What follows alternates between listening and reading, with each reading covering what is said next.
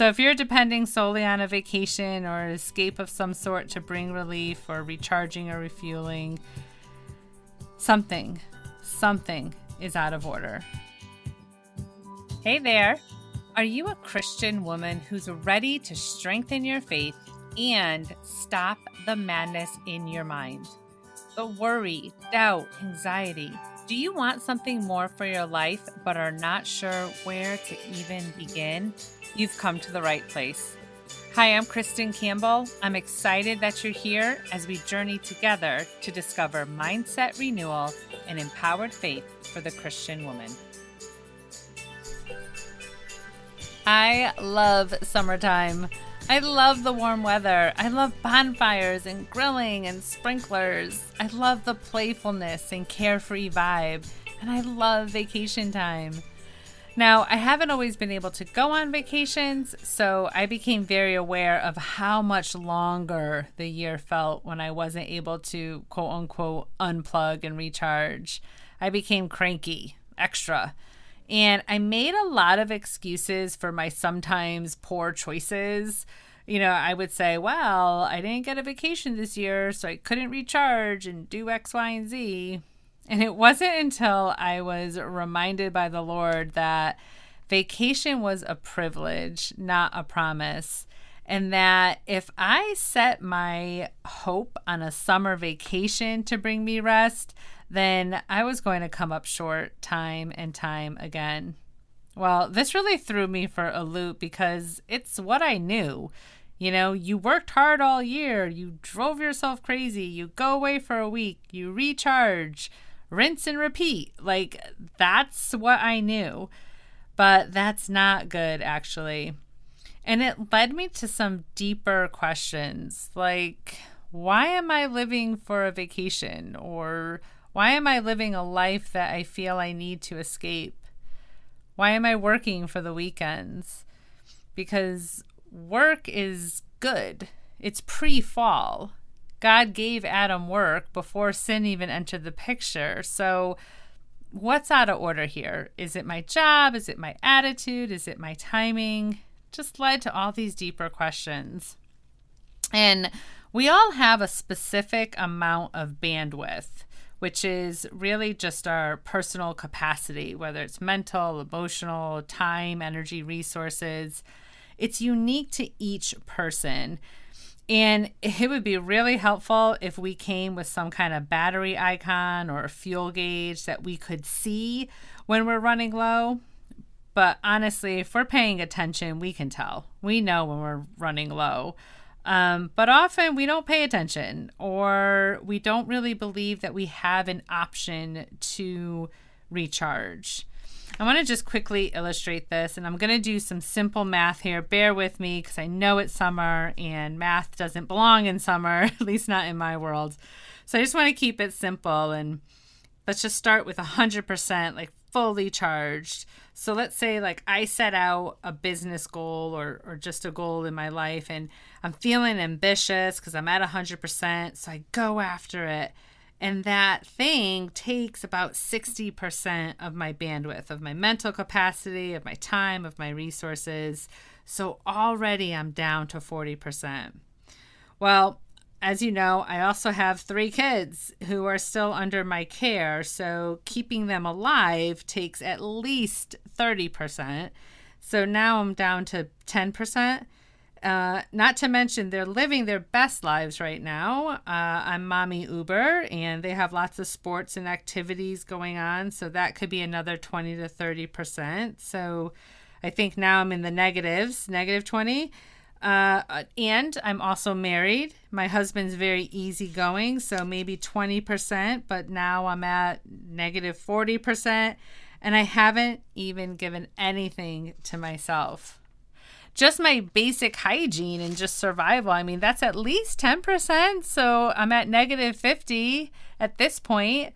I also have a house, I have a dog, I have family, I have friends. Come on, I'm done. I'm depleted. I'm in the negative. And I know this is all too familiar for so many of you too.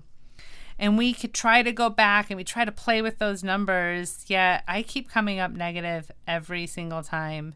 exhausted physically, mentally, emotionally, feeling defeated for not meeting my goals or not showing up like I wanted to. I could be hungry and I could be cranky and just not taking care of my own health. And it's in this depletion that the door is opened for the enemy to sneak in and mess with us. Either he's going to shame us into working harder with the lies, well, what's wrong with you? Everyone else can handle this. Or he's going to shame us into giving up. You're such a loser. You're never going to be able to do this. And then the world tells us the solution is a vacation or a spa day or a shopping spree or whatever's going to give you that little high, that false boost, that false recharge. And the enemy loves this because then he's just going to use that to add more shame later on. I can't believe you took time off. Now look how far behind you are. You couldn't afford that. You need to work more or hide the receipt. And so those boosts, well, they leave us feeling even worse than before. And please don't go on social media during this time because you know that you're going to see people out there crushing their goals with very little or no effort, which is fake. They're going to be going on dream vacations. They're going to be looking like they have personal stylists. Whatever it is, social media is Satan's candy store. Am I right? So we need to learn a better way for our day-to-day living that won't completely deplete us and that will regularly incorporate times of rest and recharging so we can fulfill what the Lord has created us to do and not want to escape from it. And that leads to my first point. Who is setting your priorities? And this is a loaded question, so really think about this because often we shout out what we want to be the right answer. Well, God does. But when you and when I look at the calendar, what's it saying? I've gone through seasons where my kids set my priorities. I've gone through seasons where my work has, or my church, or my friends. And yes, we are seasonal beings. Ecclesiastes 3 tells us that there's a season for everything. Yet it's not for me or for you to determine when those seasons are. It's for us to accept those seasons as the Lord brings them and removes them. Now, this is hard for me because I want to decide when. And I've come to realize that the times I'm most burned out, the times that I want to escape the most, are the times I'm doing it in my own timing and strength. And I've had experienced seasons where I've done like triple the amount of work with plenty of energy left over because it was God's timing and His strength. His timing is just better.